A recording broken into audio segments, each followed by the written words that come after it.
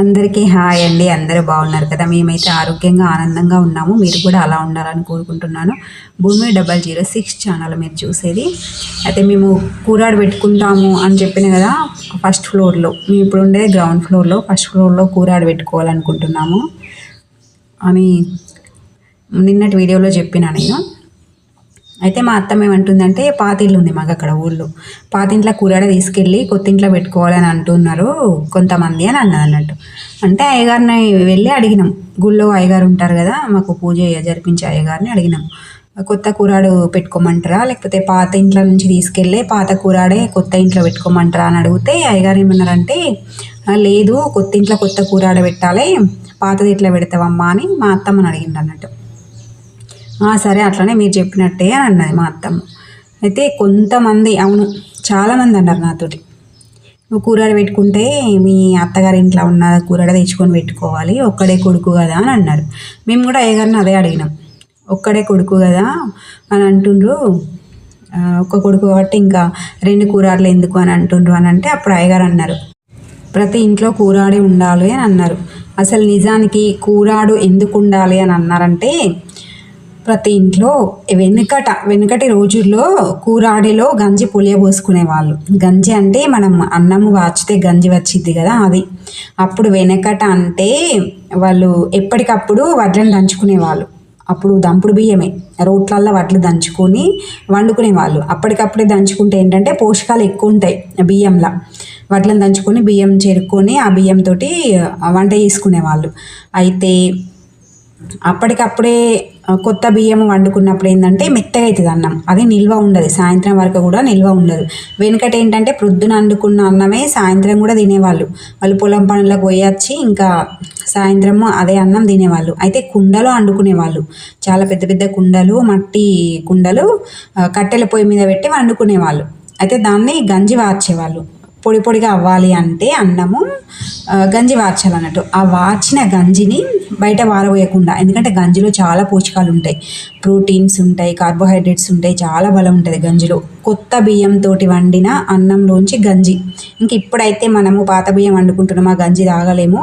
ఎప్పుడో సంవత్సరం కింద పట్టించిన వడ్లని బియ్యాన్ని ఇప్పుడు తింటున్నాం మనం, ఎందుకంటే అన్నం పొడి పొడిగా రావడానికి. అది చేదు ఉంటుంది, ఇప్పుడు మనము తాగలేము ఆ గంజి. అయితే అప్పుడు వెనుకట ఆ గంజిని, ఈరోజు వార్చిన గంజిని కుండలో పోసేవాళ్ళు. కూరాడులో పోసిన గంజి తెల్లారి వరకు, రేపటి వరకు లేదా సాయంత్రం వరకు అది ఫర్మెంటేషన్ చెందేది. ఇప్పుడు మనము ఇడ్లీ కానీ దోశ కానీ పిండి ఎట్లా పులియబెట్టుకుంటాం, ఈరోజు మిక్సీ పట్టుకొని రేపు దోశ వేసుకుంటాం కదా, అది ఫర్మెంటేషన్ చెందుతుంది, అందులో మంచి బ్యాక్టీరియా తయారవుతుంది అన్నట్టు. అయితే అప్పుడు ఆ గంజి ఫర్మెంటేషన్ చెందేది, మంచి బ్యాక్టీరియా తయారయ్యేది అందులో, అప్పుడు అది తాగేవాళ్ళు, దానివల్ల ఆరోగ్యం అన్నట్టు. కానీ కూరాడు అంటే ఇప్పుడైతే కేవలం ఒక అలంకరణ వస్తువులాగానే పెట్టుకుంటున్నారు దాన్ని, కానీ దాన్ని ప్రాక్టికల్గా వాడుకోవడం లేదు. నేనైతే ప్రాక్టికల్గా వాడుకుందాం అనుకుంటున్నాను. అయితే ఇంకా కొత్త కుండనే తెచ్చి పెట్టుకుంటాం అనుకుంటున్నాము. అసలు కుండకు బదులు ఇంకొక వస్తువా ఏంటి అనేది ఇంకా ముందు వీడియోలో చెప్తాను నేను, తర్వాత వీడియోలో. అయితే కుండకు బదులు వేరేది కూడా పెట్టుకోమన్నారు అయ్యగారు. చూద్దాము ఏమంటారు, మన పెద్దవాళ్ళు ఏమంటారు, అయ్యగారు ఏమంటారు అనేది మా నెక్స్ట్ వీడియోలో చెప్తాను. అసలు కూరాడు నీరాడు అంటేనే, కూరాట్లో గంజి పులియబెట్టుకోవడం, నీరాటులో మనం బియ్యం కడిగిన నీళ్ళని కూడా వేస్ట్ చేయకపోతురు. బియ్యం కడిగిన నీటిని కూడా నీరాడులో పోసి నిల్వ చేసుకొని మళ్ళీ ఆ నీటిని కొంచెం పులిసినాక మళ్ళీ అన్నం వండుకునేటప్పుడు ఈ ఎసట్లు, అప్పుడు ఎసరు పెట్టి, ఎసరు వచ్చినాక బియ్యం వేసి అన్నం వండుకునేవాళ్ళు. ఈ ఎసట్లో బియ్యం వేసేవాళ్ళు. ఆ నీళ్ళు వాటిని కలి అంటారు.